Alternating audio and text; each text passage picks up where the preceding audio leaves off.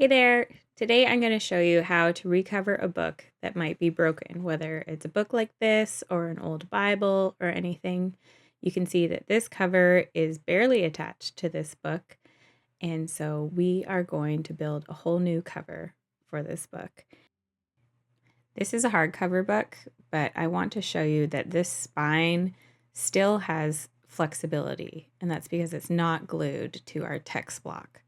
The text block is the chunk of pages that are all sewn or glued together, and what makes your book be able to lie flat is that this is a flexible spine. You can also put hard cover in there, but the importance is if you want the book to lay flat like this, you cannot glue that spine to your text block.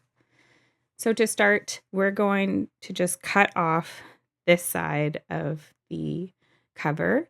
You can see that that's one long piece of paper that's holding the text block to the cover. That is called your end sheet. That is an important part of bookbinding, and we're going to replace it with new end sheets later on in the tutorial. But for that terminology, end sheet, I wanted you to just know what it was and see it in action before we cut it away. So you can see that half of the end sheet is still on there. You could peel this off right now. We're just going to leave it to just add a little more strength and stability to this book. So you can see that this has some reinforcement along the spine, and I'm just going to start pulling away some of that old reinforcement. We're going to add new reinforcement on there, but I just want some of the old glue, the old bits off of there. At the top and bottom of the spine, we have things called headbands. They're little pieces of fabric that have this nice little trim on the ends. If your book has them and you want to keep them, I highly recommend it. I'm going to keep these ones and we'll reattach them later on in the project. Just clean them up as much as you can. Keep them in a safe place. I am going to add a ribbon bookmark to this book as well, so I'm going to attach them later with ribbon, so I'll hold them together there. So just clean up your spine as much as you can. You could also use a chisel and lightly scrape off the glue that's on here. I forgot to grab a chisel, so I'm just going to peel off as much as I can with my fingers. It's not the biggest deal if there's little bits of glue left over. It's going to be fine. Here I try to scrape off some with a knife, but this glue is so old. You can see little bits of it flying all over there. It's very brittle and not in the best shape, and I don't really want to risk cutting through to any of my pages with my blade, so I'm only going very lightly, trying to get those chunks off. But like I said, if there's bits left over, don't worry about it too much. We are not going to be able to see them through the cover at all for this technique. If you were doing a leather cover that's a thinner leather, you might see little bumps of them, so you might want to do the best job you can to clear that off and make it as smooth as you can. Okay, once you have your spine cleaned up, we're going to save that ribbon and the bit of cheesecloth, which is on your supply list listed below, and those headbands, and set it aside. And now we're going to work on building our cover. So you have the choice of making a soft cover book or a hardcover book. This is a piece of faux leather. That would be an option for making a soft cover book. You can see it's kind of fabric fiber based on the back. I think this is just a kit for crickets. I'm not going to use this today because those pieces are not actually big enough for my book, as you'll see here. It needs to be able to wrap all the way around and overhang. So if you had other pieces of faux leather and you wanted a faux leather cover or real leather cover, that's an option. I'm going to be making my soft cover out of fabric and a little bit of thin cardboard. So I want to make sure I have about an inch or so or more of overhang as my fabric wraps all the way around my text block. However, this fabric is thin. It is just quilting cotton, and if I were to use glue on it, it would seep through and leave like splotches of shiny glue marks through onto my cover, which is not cute. So we are going to use Heat and Bond Ultra Hold iron-on adhesive and some tissue paper to turn our quilting cotton into book cloth or book fabric for covering this book. You can buy book cloth as well, but this is a quick DIY that's fairly easy. The Heat and Bond is not too expensive, and you can, for this little pack, I think was about $13 Canadian, you can do a couple books out of this amount of Heat and Bond. So we're going to use no steam and heat our iron to medium, and I have this little mat for ironing. You could also use an ironing board or a couple towels. Please don't iron directly on your tables. While our iron heats up, I am going to cut our Heat and Bond down to size. So Heat and Bond is an iron-on adhesive. Like I said, it comes on, it's kind of sticker backing parchment paper type paper, and then it's a glue that's all spread over there. You can kind of see. So your Heat and Bond will have a matte paper side and then this glue side that's shiny. It is the glue side that we are going to put down onto our fabric.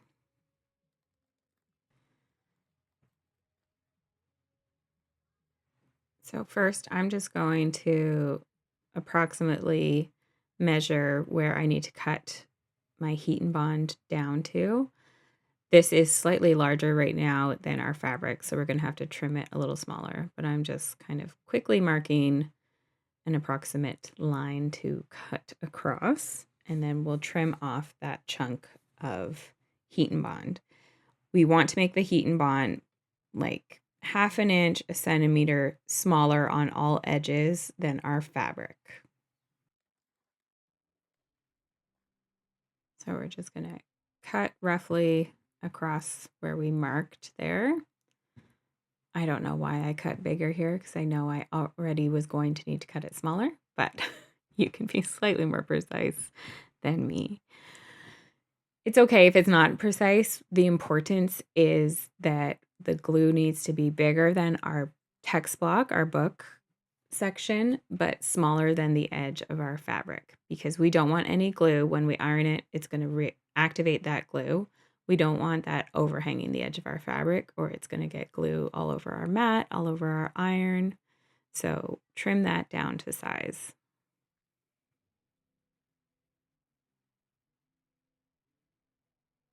You can see I'm just marking here to cut off that little strip so that our Heat and Bond is slightly smaller than our fabric.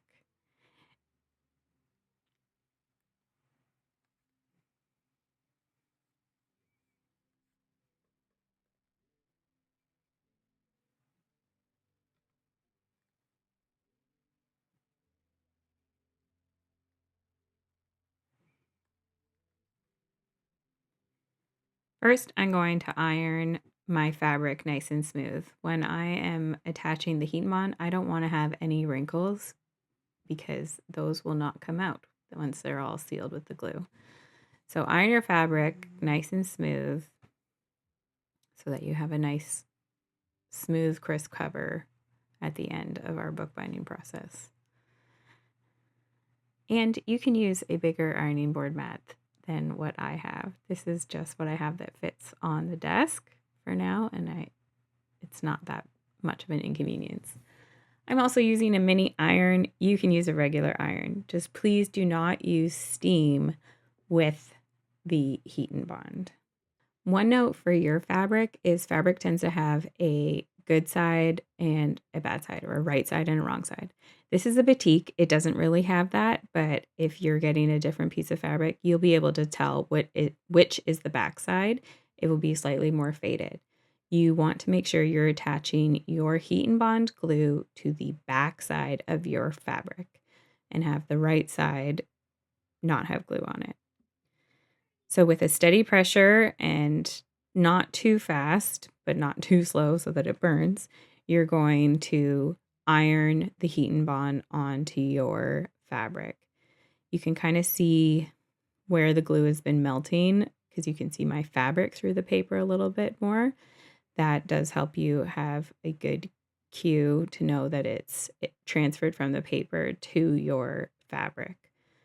So with a nice even hand, even pressure, go over every little bit of that heat and bond so that it's nice and evenly transferred. If you see any bubbles that aren't adhered to your fabric, make sure you go over and iron those again. I'm just going to speed this up for you as I finish up ironing on the rest of the heat and bond.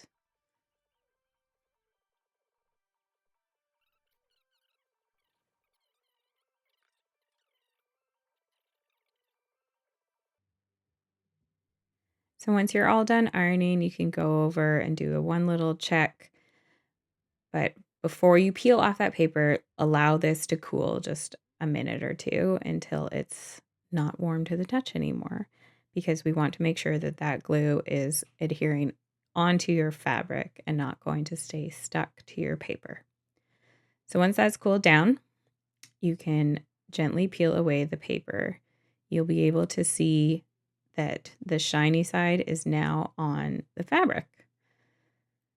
So peel that all away, and then we'll be ready to add the tissue paper on top. So again, one reason that we're doing this prep to our fabric is that first, the glue will go on really smoothly onto our page because it's adhering to tissue paper, not just fabric, and to stop glue from seeping through our fabric and showing up on the front outside of our cover. It also adds some strength to your fabric, and it stops the fabric from stretching as you're pulling it tight around your cover, because that could result in a warped book. Okay, so when that is done, you can save this little backing for later. It's great to slip in between pages when we're gluing. You can also use parchment paper, but because of that shiny surface, the glue peels right off. So you can save those for a step later, or you can use parchment or wax paper. So now that this is all ready, we are going to attach tissue paper. So again, we want to make sure that the tissue is larger than the glue.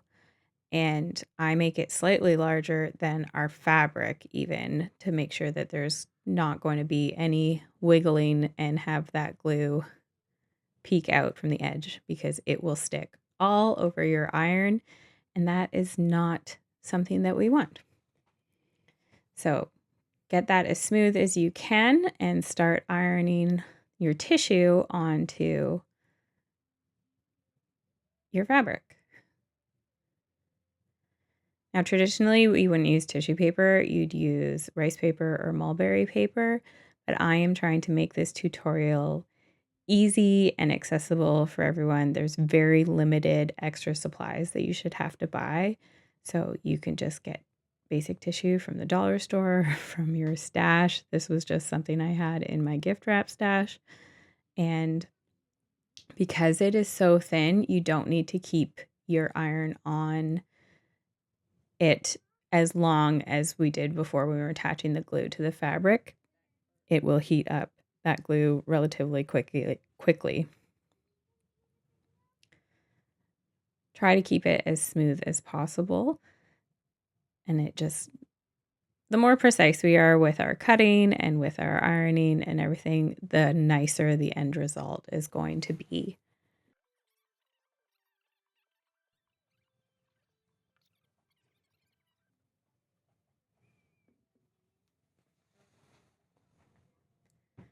When that's all done, again, give it a second to cool down.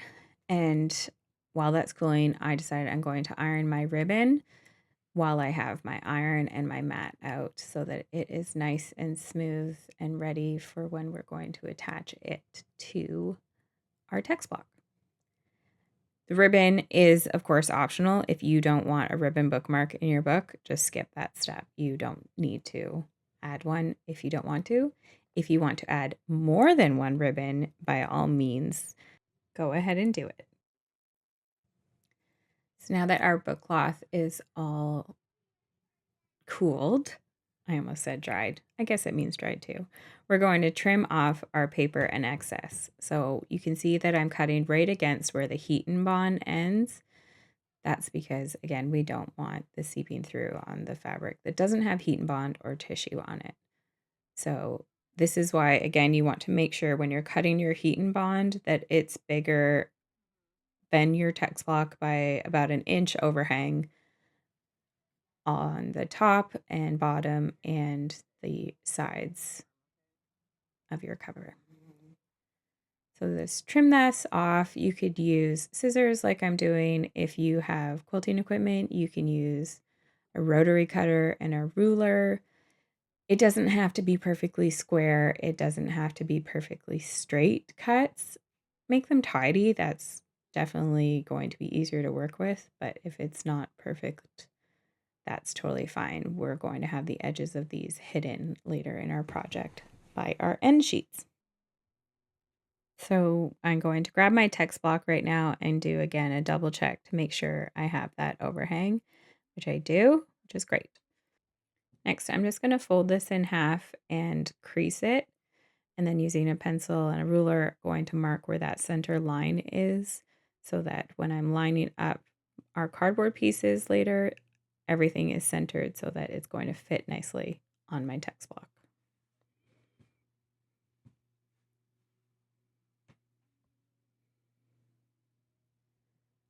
Next, I'm going to get the measurements of our text block. Grab a scrap piece of paper, and we're going to get the measurements of height and width of our spine and our front and back covers. The front and back cover will obviously have the same height and width, so we can use the same measurements for that. We're also going to add about 1/8 to 1/4 inch overhang on the face, which is where the open pages are, and to the top and bottom of our cover and the top and bottom of our spine. That's because we want our cover to overhang our text block a little bit, which will help protect the pages. I am adding 1/8 inch to my measurements here, so 1/4 inch overall. For example, if your book is 7 inches tall, you're going to add 1/8 at the bottom and the top, meaning that your cover measurement is going to be 7 1/4 inches tall. The spine, you're only going to add that extra 1/8 inch measurement to the top and the bottom, not to the width of the spine.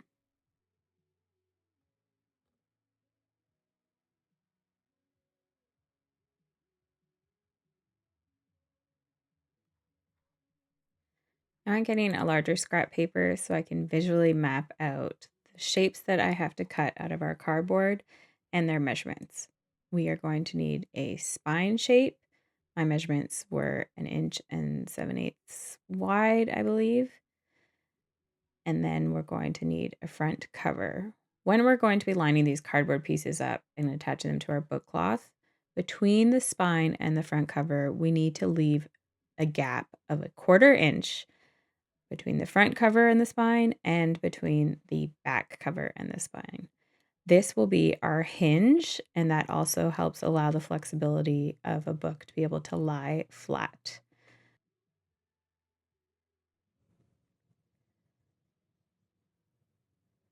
So for your spine, you can use cardboard. We are going to be using a cereal box, actually chicken nugget box. You could also use a thicker book board, and you can still use a thick cardboard on your spine. However, even for a hardback book, you might want to consider using a slightly thinner cardboard just for that flexibility. If you want that really crisp finished look, that's totally okay. Go ahead and use your thicker cardboard. Just really make sure that you have those 1/4 inch gap hinges. So we're going to do some math now. We have, for my measurements, a 6-inch wide book, and then our 1/4 inch gap. And we have a 1 7/8 inch spine, our 1/4 inch gap, and then another 6-inch cover. So we need to add 6 plus a quarter plus 1 7/8 plus a quarter plus 6. Here I'm showing you the importance of that 1/4 inch gap is our hinge.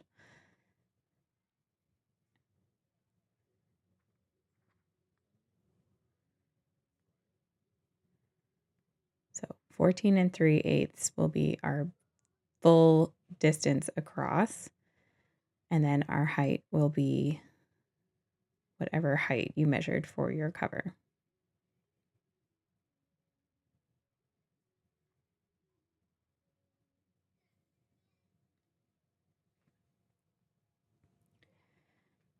So we're going to set everything aside and we're going to get out our supplies now to cut down our cardboard. So here you could use cereal box. I'm using chicken nuggets box.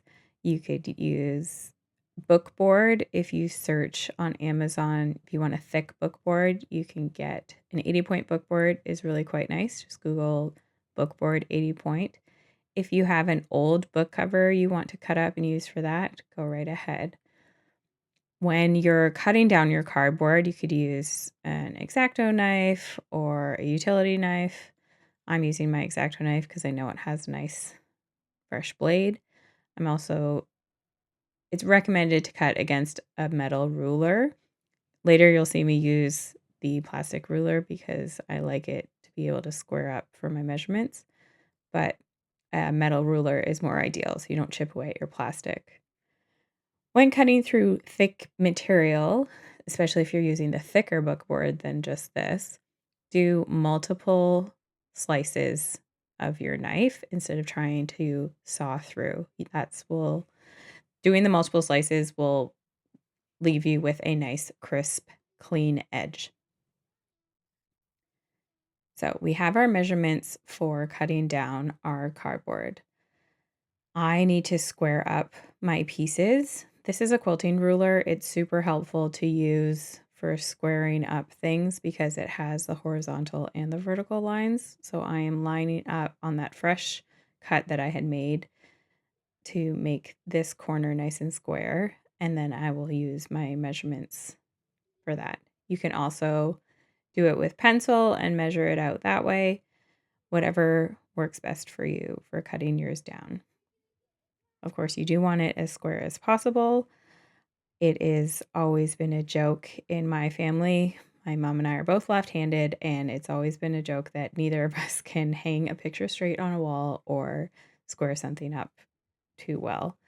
She can square up fabric like there's no tomorrow. She was a phenomenal quilter, and I, for some reason, really struggle squaring up my cardboard, which does make me question if I have shaved away too much of that plastic ruler and maybe my ruler is off because I have used it too much to cut with my X-Acto knife.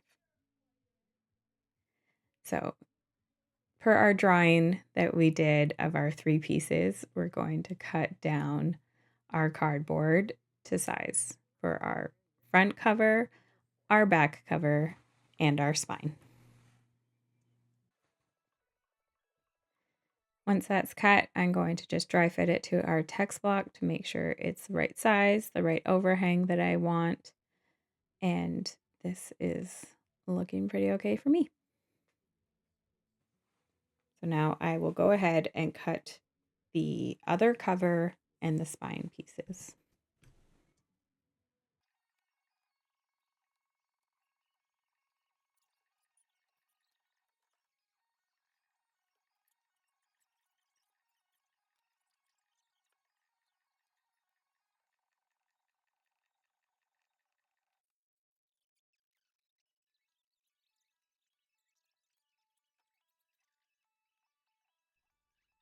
See me double checking my pieces there because my front and cover did not match up exactly. At this point, I don't really care. If I was doing a book that was slightly more important to me, I probably would care. So now we are going to get ready to glue these cardboard pieces to our fabric. You can use a foam brush like this or a paintbrush, and I'm just using all-purpose white glue. because I did not have any PVA glue local to me. PVA glue or a pH neutral glue is ideal for bookbinding, but if you're just doing a one-off project, just use white glue. That's totally fine. It is going to be okay. The PVA glue or a pH neutral is just nice because it's not going to add any yellowing elements. You know how glue goes yellow sometimes? Even the glue that I had picked off the cover of this book was yellowed. Um, so don't worry about it too much because you're not actually going to see any yellow. We've prepped our fabric so no glue is going to seep through, so you won't have any yellow spots showing through anyway. I'm going to use a paintbrush, which means I had a jar of water close by because I do not want glue drying into my paintbrush. We're going to start by gluing our spine down onto our fabric. I want you to paint a nice even layer of glue that's thin but not too thin. We don't want too much to squeeze out, but we want to make sure that we have good coverage. So I am squeezing it all out like that, and then I'm just going to brush it smooth. If you want to squeeze it into a little dish or onto a little plate and then dip your brush into it like paint, feel free to do it that way. You see me do it later in the video that way. Mostly I want full coverage, ensuring the edges and the corners are well glued so that we have really nice adhesion to our book board. As I was doing this, I thought I'm going to put this printed side down so it looks nice just having to look at that brown side of the cardboard. And you will see that even though I've done this lots, mistakes still happen. Wipe off any extra glue that squeezes out. And then I'm going to flip this over and I'm going to use my bone folder, or you could use a marker that's smooth or a credit card, and I'm going to smooth out that fabric. First, I realize I can see all of the printing that's on that cardboard through my fabric. And I don't really want to make a book with the French ingredients for chicken fingers that is visible through the spine. So, peeling that off, wipe off the glue. Let's start again. Learn from my mistakes. Hold your cardboard up to your fabric to see if you can see through it or not before you start gluing. It's not really the biggest deal, but it's totally your own preference. And your fabric might be opaque enough that you can't see through it, or you might be using leather or something like that you can't see through. So I'll glue this again and smooth it down onto my fabric.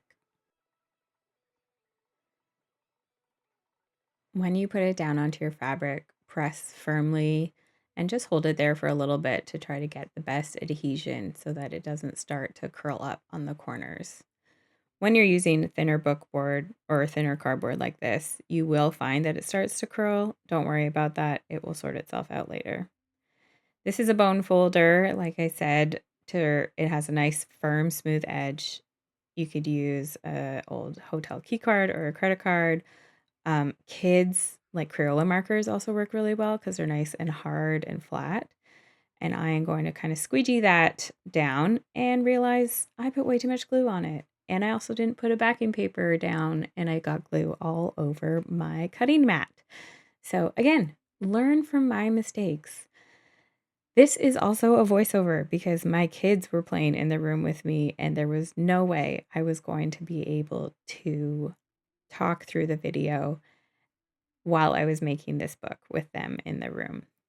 So I might have also been slightly distracted at this point of filming this book recovering, which is why this is the season of the video of mistakes.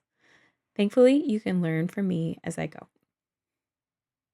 All you have to do is wipe off that extra glue. It's not really that big of a deal. This is all going to be covered later.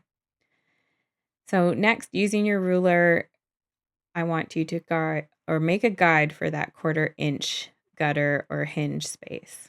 This is also where these quilting rulers come in handy because I can make the 1/4 inch lines measured off the cardboard. If you don't have a quilting ruler, hold your ruler sideways like this, make a few points of 1/4 inch, and then join them together to make your 1/4 inch line.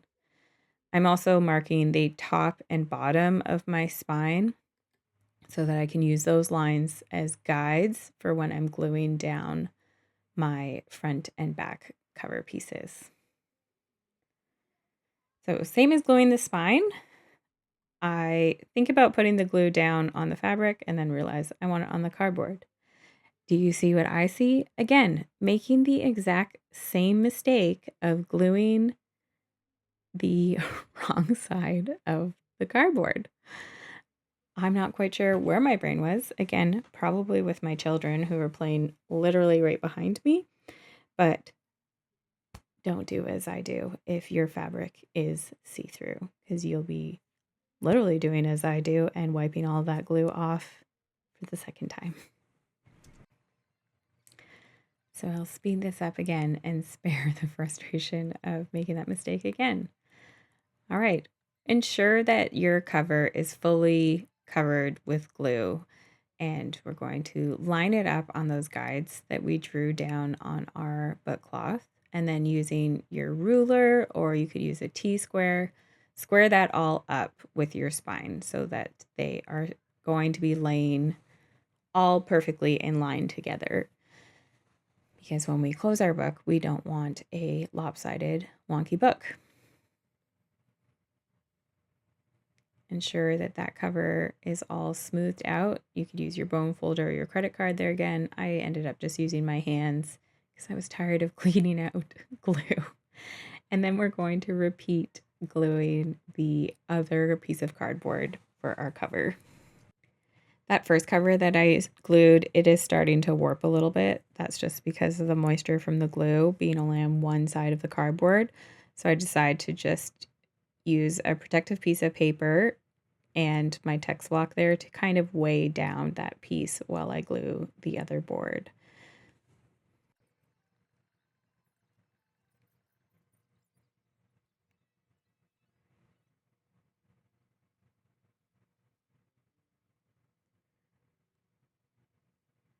Again, using our markings that were drawn on the fabric as well as a ruler to square everything up, attach your other cover and press firmly to ensure that it is all secured and glued down really nicely onto your fabric.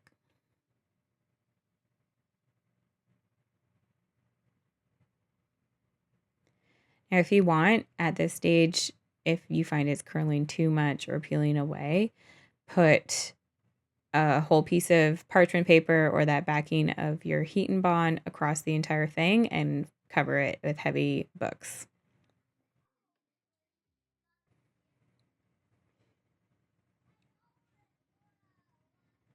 I decide at this point that I don't love that you can see the picture of the chicken. And the front and back cover will be totally covered by our end pages, but the spine doesn't have any covering. So I'm just going to cut a piece of this paper and create just a covering for over that middle spine piece. You will only be able to see it if you're literally looking down that little gap of the spine. So this is not a must-do step. This was just for my own personal preferences. I am just using a glue stick to stick this paper down, making sure that I have glue all in those gutter pieces, and I cut my paper to overhang the spine and the gutter or the hinge pieces onto my covers. It's purely aesthetics with the slight added bonus of just another layer of support on the spine of your cover. I am using the point of my bone folder to get my paper all in there in those gutters. Hinges, your hotel card or credit card, whatever you're using, or even the tip of a marker, like the lid end that's slightly pointy, will work just as well as a bone folder. So if you are not getting into Binding books, you just want to fix one of your books. Please don't go and buy a whole bunch of materials. There is so much that you likely already have that you can use. Next, we're going to trim off of our corners to make folding over our edges nice and clean. From the edge of your cardboard, I want you to leave about 3 millimeters gap between the edge of the corner of your cardboard and your cut line. You can see it there. I drew it on just a little bit of overhang, and then we're going to trim off the corners on all 4 corners.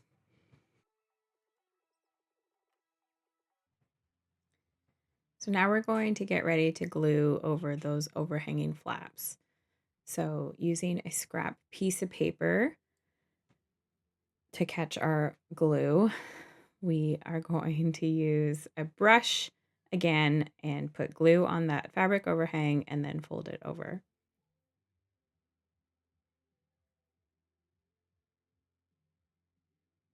So apply your glue down the edge of your fabric and then brush it all on, getting it nice and close to your cardboard so that that little edge of the height of your cardboard, this cardboard is quite thin, but if you're using a thicker cardboard, make sure that the end of your cardboard has glue all the way out to the edge of the fabric.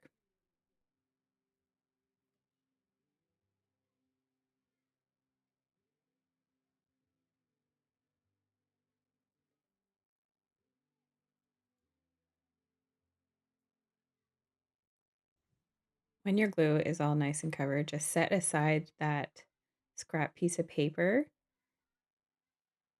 and we're going to fold over that edge. When I use thicker cardboard, using that technique of folding the whole sheet down onto the short edge works. It wasn't working very well with this thinner cardboard, probably because it's not a hardback book that we are making. So make sure that is nice and tightly folded over so that it's not loose hanging off the edge of your cardboard, and get it really firmly pressed on to your cardboard. I did find this didn't want to stick super great right away, likely because that chicken finger box is quite glossy. So if it starts to peel up a little bit, just keep coming back to it and push it down firmly as the glue is drying. For our second side, you notice I did the opposite edge. That's because we're going to do a special technique for folding our corners. So if you're starting on one, doesn't matter what side you start on, but start on one side and then go to the opposite side and fold that edge over. So I did the top and the bottom first before I'm going to do the left and the right.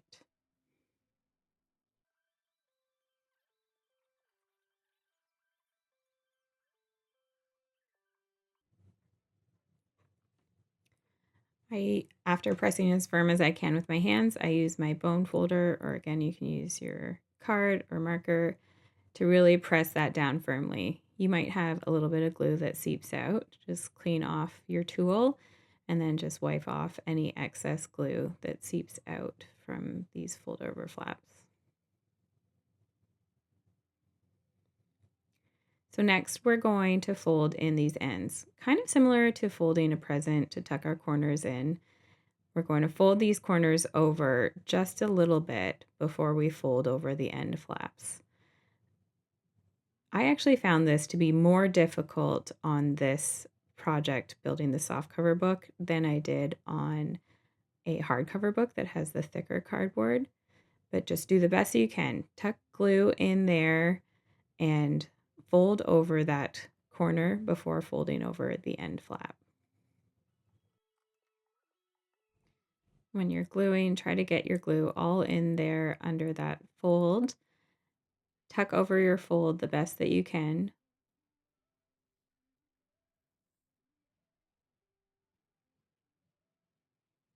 And then just fold over your edge.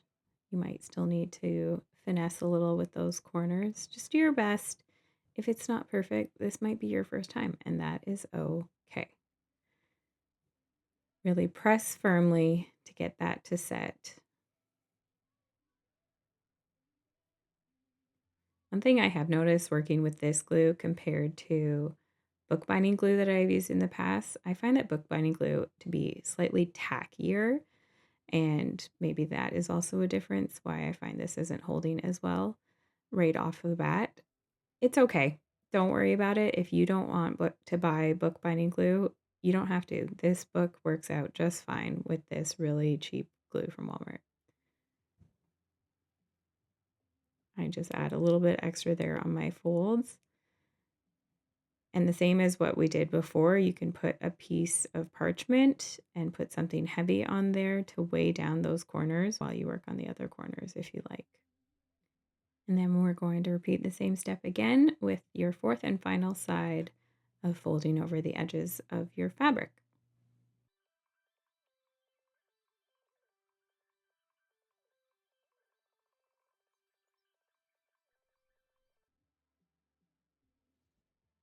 I did find that those corners kept coming up, so I decided to go in and just add a little bit more glue.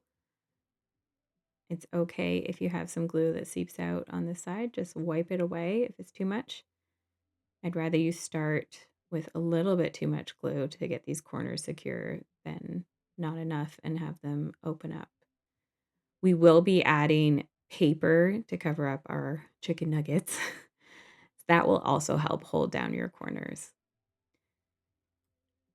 So our cover is ready for the next step. But what I would like you to do is now weigh it down with some books while it dries a little bit and get those corners really nicely set and get all those flaps really nicely adhered. So what I do is I take this large scrap of paper, cover up where my glue might seep out, and I'm going to let this rest for a little bit under some books. I decided to set that aside while we work on finishing up our text block. So we are now going to work on creating end sheets for our text block to be able to attach to that cover we just built. So here I'm going to take a little note for the end sheets. When you're choosing your paper for your end sheets, you want to make sure that it is big enough to be double the size of your page, because we are going to have one large paper folded in half, and the distance of the folded half plus the height needs to be the same as your book. Does that make sense? If it doesn't make sense, continue watching and you'll see what kind of page to use. I find scrap paper helps a lot, the 12 by 12 sheets, and that's what I put on my supply list for this if you're replicating this tutorial, because if your book is less than 6 inches wide, that will work perfectly. And my book is 5 7/8 wide by 8 1/4 tall. Remember when we measured our cover, we did not, or we added extra. Do not add any extra for your end sheets. You want your measurements to be the exact same as your text block without any overhang. So for that 5 7/8 plus 5 7/8, that's going to leave a total width paper of 11 3/4, I think is what my math was. So I'm using a 12 by 12 scrapbook piece of paper. This is what it looks like. It's good one side only. It's white on the other side. If you want to use double-sided, that's totally fine. One side only is also totally fine. It's totally up to your preference. You will see that white side on one of the pages, the very first flap of your book, but there's lots of books that are like that. So I'm folding this exactly in half. That little yellow strip was actually just how it was bound into a pad, and it's not part of the 12 by 12 measurement. So that's why it doesn't look exactly in half, but it is, I promise you. And then I use my bone folder to just really crisp up that folded edge to make it nice and tightly folded. Then I'm going to find the height of my book here, which was 8 1/4, I believe, or 8 3/4. I can't remember what it was. You do whatever your book measures. And then I'm using my quilting ruler again to make a nice square cut against that fold.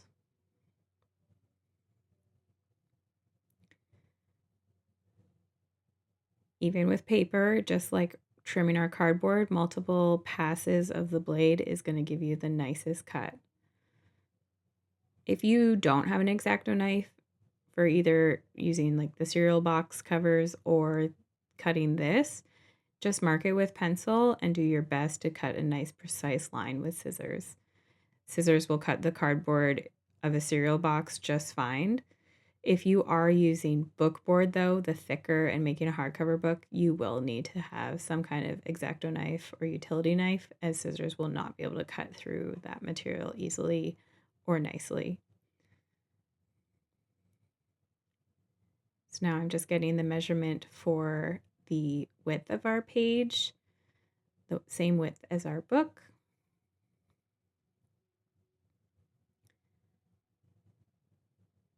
And trimming off that little excess.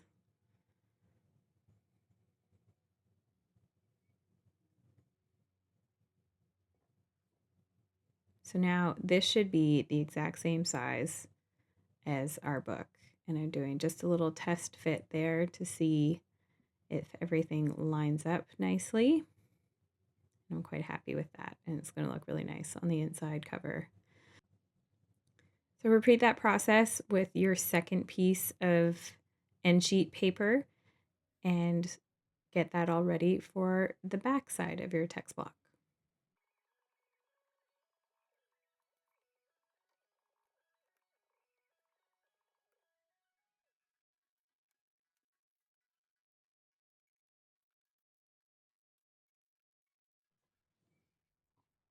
So again, after you've cut down your backside end sheets to size, double check that again on your text block. Make sure everything lines up quite nicely. If you need to trim off any extra bits, do that now because it's much easier to trim before it's all glued down.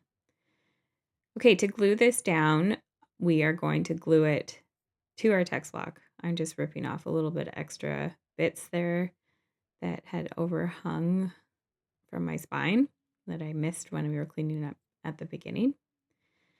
We are going to apply glue to our text block to be able to glue this down. So we're going to make sure that our book is facing up the right way. Actually, it doesn't matter so much at this point, but we're going to glue about a 1/4 inch to or so in from the spine. I'm using a scrap piece of paper as kind of a mask, so I have a nice straight line of glue. And this I'm also doing with a little puddle of glue instead of applying from the bottle right to my text block because I want a little bit more control and I don't want to add too much glue here. I had my brush soaking in water, but I want to squeeze out as much of that water as I possibly can. I used a towel off camera there because I don't want my pages super wet and the glue is already wet enough. So using that little mask, brush some glue from the edge of the mask out to the spine. Remember from before, we talked about not putting glue on the spine. When you're doing this process, try not to get too much glue or any glue if you can help it from overhanging onto that spine because we still want to keep that spine glue free. So take away our mask, make sure our folded edge is towards the spine. Line up your corners on your text block and glue that end sheet down. Again, some firm pressure for a few seconds there will help start adhering that. And also just the weight of the book as we flip over and do the other side will help as well. So we're going to repeat the same process on the back side of our text block. Clear off any overhang bits that might be in the way. I use the other edge of my scrap paper so I get a nice crisp line. And we're going to use that mask and apply glue from the edge of the mask from the scrap paper over to the spine. Again, about a 1/4 inch, maybe just a teeny bit more.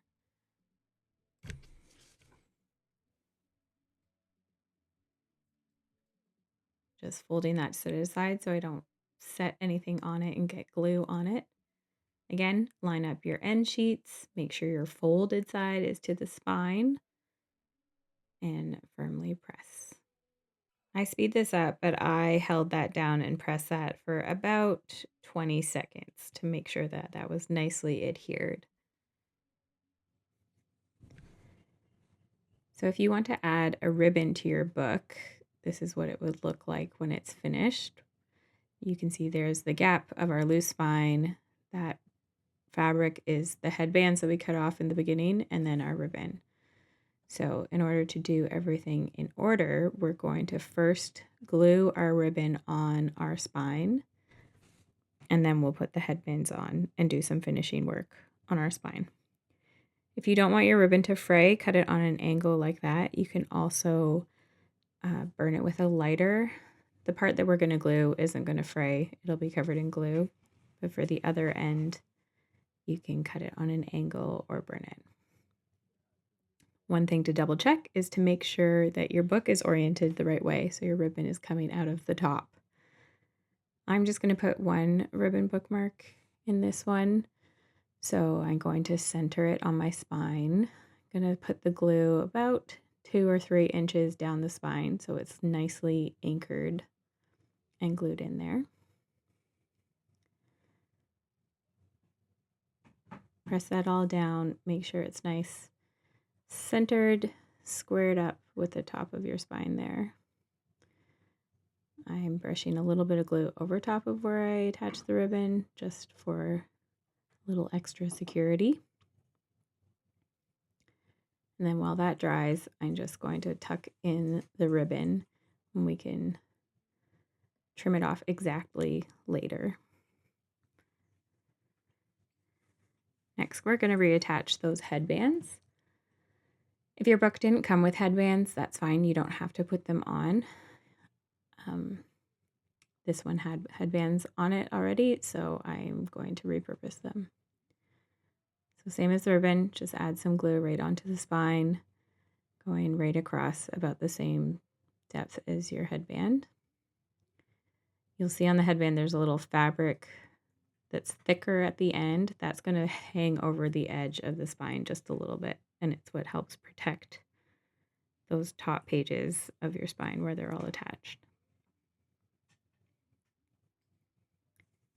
Just press firmly to get that on nice and secure, and flip it around, and we can attach the bottom headband in the same way.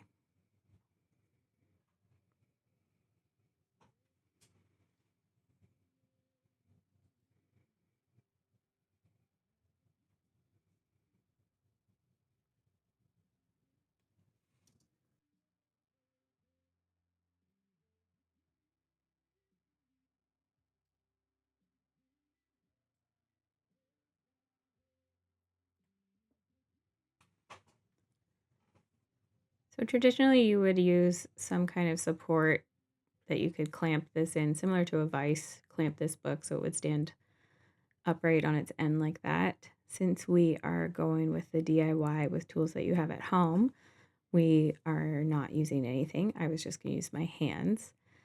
I decide that I use a little box and have the book sit on that so that the spine can overhang and just kind of float and not be sitting right on the table while those pieces dry. Next, we're going to cut up some cheesecloth to reinforce our spine. Traditionally use a thing called super, which is this smaller piece. It's stiffer, a little bit thicker than cheesecloth, not as flimsy. But again, I don't expect everyone to have super or mull, it's often called as well, at home. But you might have cheesecloth in the kitchen, or you might have a little bit of thin fabric. Whatever you use, you want it to be thin. We're going to cut that a little bit shorter than the height of our book and about 6 inches wide. Our spine is almost 2 inches, and I want it to be able to wrap around to the front and back pages or the front and back cover of your book, about 2 inches. Just trimming off the edge of the cheesecloth because it's a little thicker where they've finished the edge. I realized I could have trimmed this actually a little bit longer so that it covered the headband as well, but the importance is that we're wanting it to act as a support on the spine, wrap around to the end pages a little bit.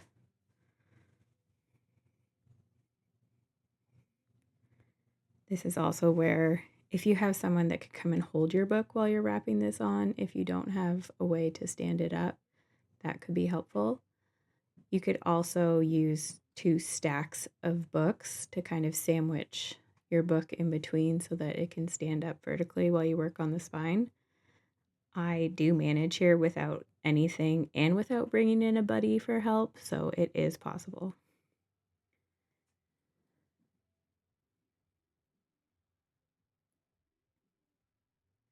My cheesecloth has been kind of balled up, so working with a fresher piece out of the package will be less wrinkly. I also probably could have ironed it when I had my iron out, and that would have been helpful as well.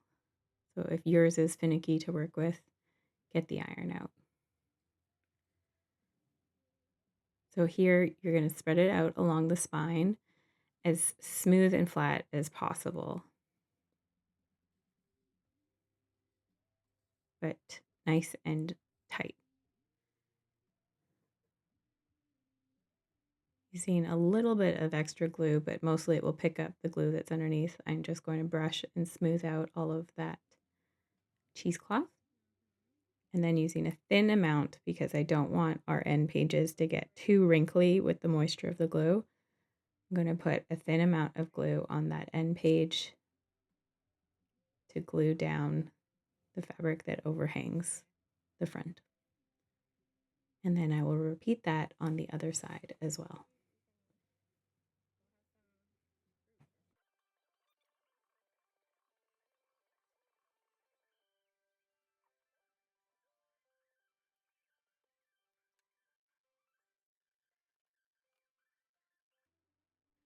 Once you have that all glued up, the best course of action right now is to just let that dry for a little bit. You want your text block to be easier to handle while binding it into the cover that we made, so let that dry so that's not sticky or anything. All right, now that this is dry, I have marked what is my front page and what is the top of the book and what's the back and the top. This is less important for this cover, but if you had a cover that you wanted something for sure to be the front cover, then you need to remember to orient your text block inside the cover the right way. My front and cover are the same. So lining it up on the spine, we're kind of supporting the spine to bring it up to the text block and then dry fitting our cover to make sure everything looks like it fits nicely. Things are looking pretty good.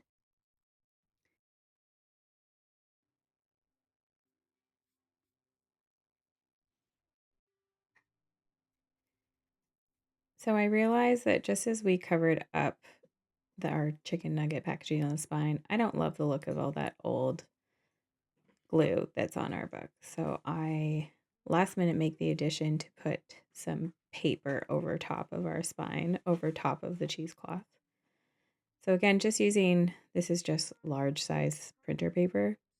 I am going to cut a piece that is wide enough to wrap around the spine a little bit and onto the front cover and back cover, very similar to the size of the cheesecloth that we had cut.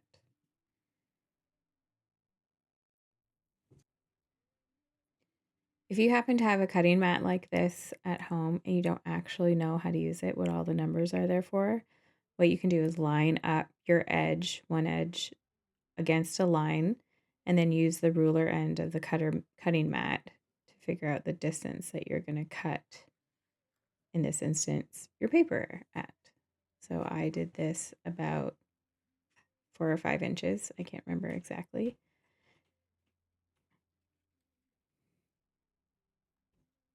And then somehow here, I do some bad math and I cut this extra long. I'm not quite sure how, but extra long is easier to deal with than something that's way too short.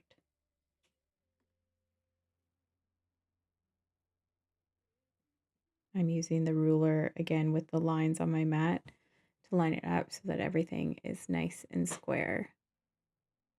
If you don't have a cutting mat, use a piece of cardboard or an old magazine or something like that underneath whatever you're cutting to protect your table, because you don't want cut marks all on your table.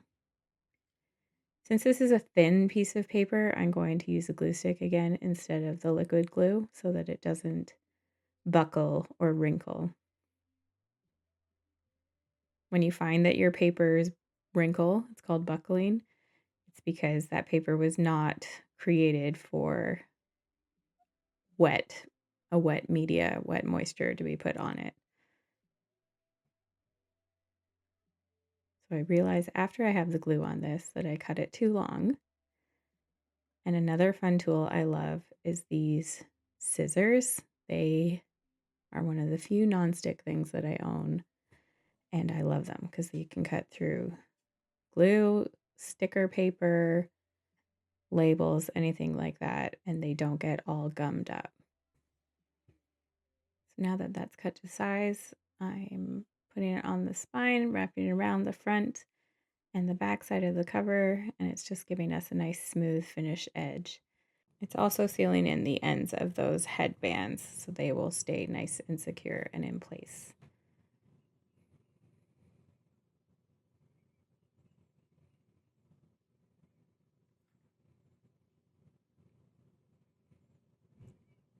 These are those nonstick scissors. They're by Fiskars. They're great.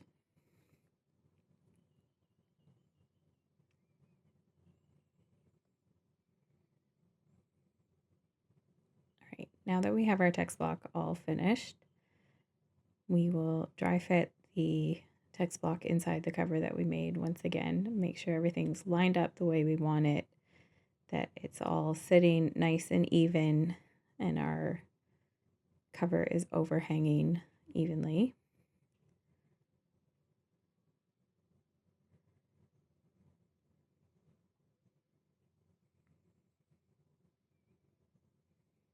Okay, we are going to apply glue to the front side of our end sheet. Remember, we're not gluing the spine. This I've got a stack of parchment papers, and I'm going to cut a few down to size so that they fit around the same size as our text block, but a little bit bigger so that they'll overhang. So we're going to tuck these in to inside that first page, that first end sheet. And this will catch any glue that might seep out because we don't really want to be gluing any pages of our book together accidentally.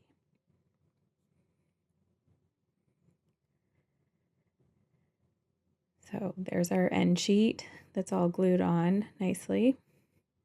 So lift up the first page, tuck in your parchment paper. You can also use wax paper. You can use that bit of heat and bond part that we peeled off. I recommend having 4, and you'll see why in just a minute. Now, I used a heavier scrapbooking paper. If you used a thinner paper for your end sheets, I would recommend using a glue stick here. I'm going to use the wet glue because I find that this paper can hold up to it okay because it is on the thicker side. If you used a cardstock, that might also be okay. You can do a tester if you have any scraps of your end sheets to see if it's going to get all wrinkly. But if you keep it on relatively thin, it should be okay. So again, we are not putting glue on the spine. I cannot say that enough. If you want your book to open flat, do not put glue on your spine. I am brushing it towards the spine evenly, very evenly all across the edges and the corners of this front page. You want this totally covered with glue. If you have any bald spots, we'll call them, those might show up as bubbles once we attach this to the cover. So try to keep it nice and evenly spread, not too thick, not too thin that it dries out before we are attaching it to the cover. Here is where we need 4 sheets. Take that one out, put a fresh sheet inside your end sheets to catch any glue. And then we're going to support the spine and fold over the front cover without having moved our text block. Once it sticks a little bit, you can open it up, adjust if needed to make sure that's all centered. Then hold your book up on its spine and smooth out that end sheet where it's glued onto our cover. Use your credit card or a bone folder here or the marker, whatever you're using as your smoothing tool. Smooth that all out. Get any little air bubbles, air pockets out of the way. Glue globs. Just get that nice and smooth.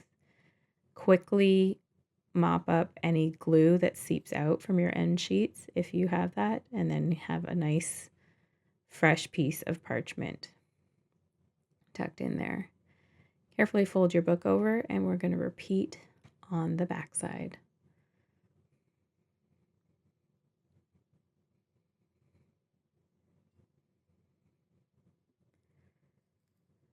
Nice even glue. Make sure that you have a scrap piece to catch your glue as you glue out to the very edges of your page, of your end page. And no glue on the spine.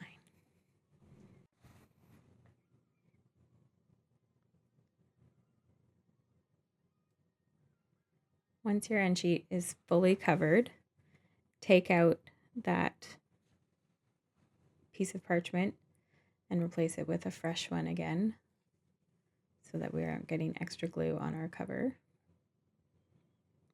Again, supporting the spine and lifting it up to the text block and then smoothing that cover over onto your end sheet. Lift it up, check to see that everything's lined up, squared up.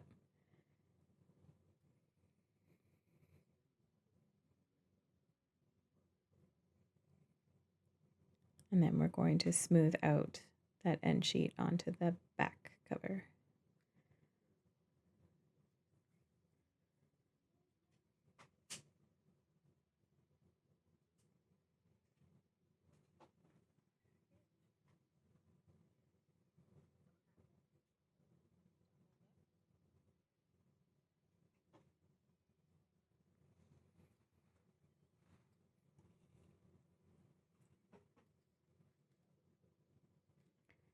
Tuck your fresh scrap or parchment in there again, just in case it seeps out any glue. And now we are going to weigh this down. If you don't have a book that's bigger than this book that you've made, I like to use a cutting board. I happen to have a large book that's going to be bigger. Mostly you want it to be bigger so that it's getting evenly pressed down. And then we're going to stack a bunch of heavy books on here. If you don't have a lot of those, you could also use a couple dumbbells or something.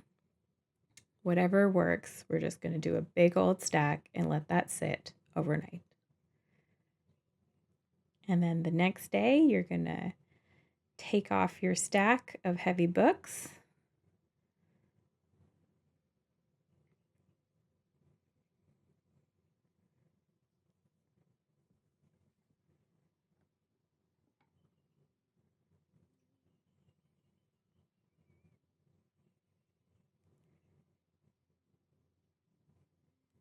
Take out your loose pages. You'll see they're wrinkled because they've absorbed some of the moisture instead of your end sheets.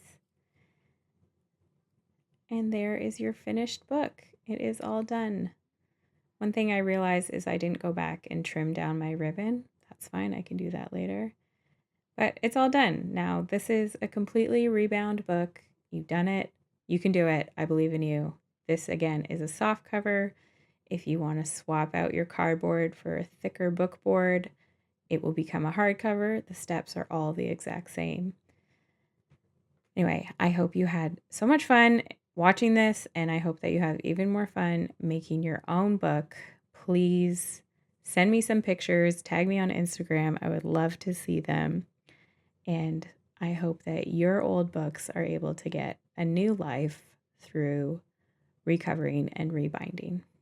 Thank you so much for joining me today, and I'll see you next time. Bye.